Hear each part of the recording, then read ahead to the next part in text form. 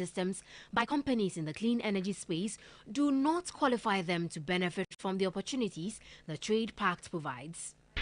The Ghana Civil Aviation Authority has indicated its commitment to investing in infrastructure to enhance safety at all airports in the country. This decision follows Ghana losing its top ranking in aviation safety on the continent to South Africa. And on the international front, the White House has announced what it is calling the most significant actions ever taken by any government to advance the field of AI safety. An executive order from President Biden requires artificial intelligence developers to share safety results with the U.S. government.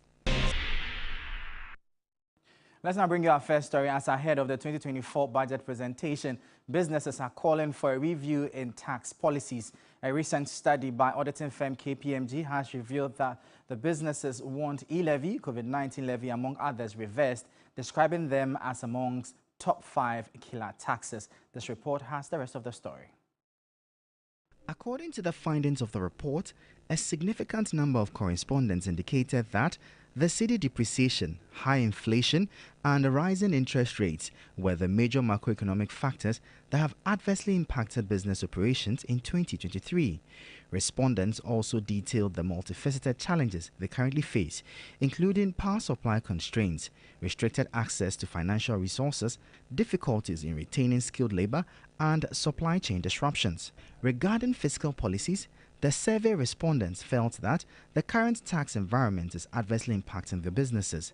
They have identified several taxes, including the e-levy, COVID-19 levy, import tariffs, petroleum levy, and the growth and sustainability levy as areas where modifications could potentially alleviate the burdens faced by businesses. The top 3 recommendations aimed at augmenting tax revenues and fostering fiscal savings were an imperative broadening of the tax base, rationalization of government expenditure, and a comprehensive review of some of the government's flagship programs, such as the Free Senior High School. Concerning the top policy initiatives that the government's budget should prioritize in 2024, a significant number believe that the budget should prioritize policies that promote local businesses and export through initiatives like industrialization, agriculture development, and infrastructure improvement. Michael Obodu, 3 Business, Accra. Meanwhile, economist Dr. Saad Idrisu has backed calls for the review of some tax policies in the 2024 budget. According to him, government may not meet its growth target if it fails to hit the calls for a review of the e-levy, COVID-19 levy, among others listed in the KPMG survey report. Our financial sector, government attention has to go there seriously. Government made a promise of the Ghana Financial Stability Fund, which is the $1.5 billion.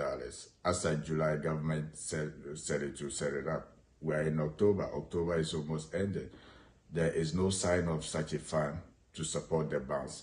How will the banks be able to extend credit facility to businesses? So that is why the private sector is crippling. That is why it's going down.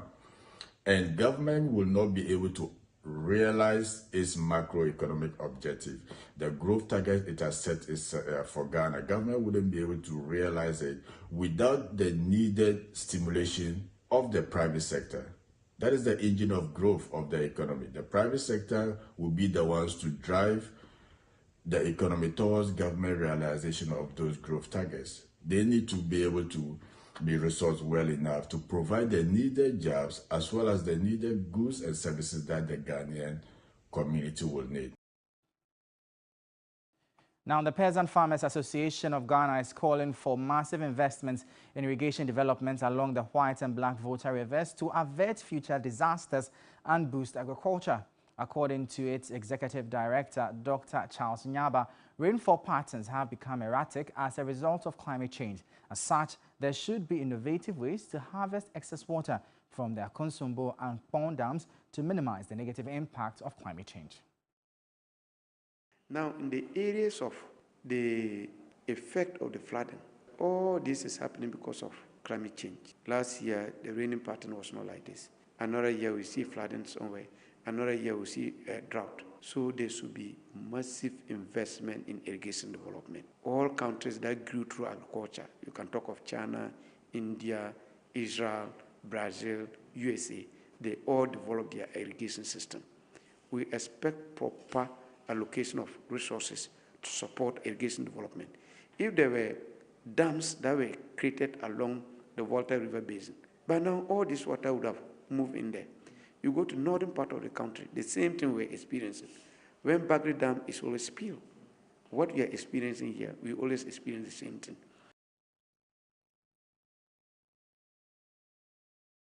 Let's turn our attention to the currency market and bring you updates for the day.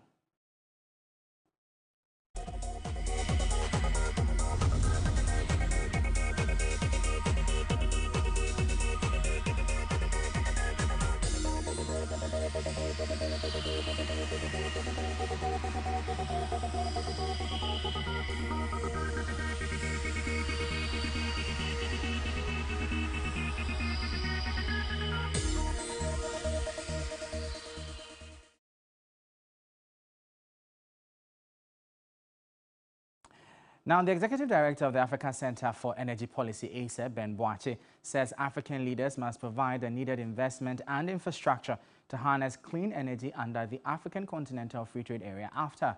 According to him, the current activities of assembling components of solar PV systems by companies in the clean energy space do not qualify them to benefit from the opportunities the Trade Pact provides. He spoke to the media on day 2 of the ACEP Future Energy Conference in Accra.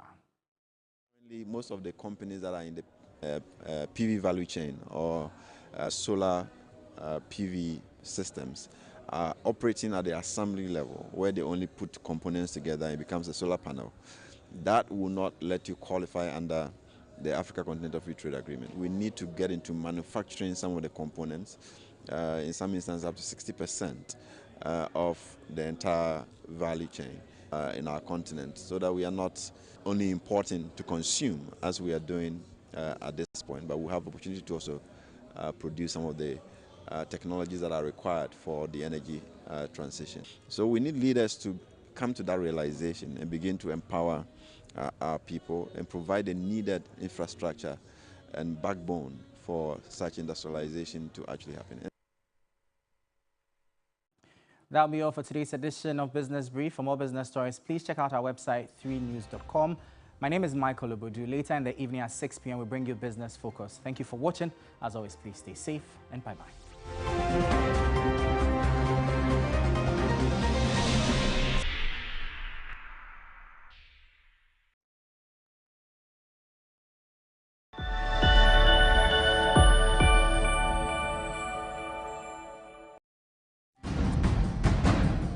Get ready to witness the most dramatic kitchen battle ever. Drama in the kitchen where rivalries simmer, egos sizzle, and only one rival can claim victory.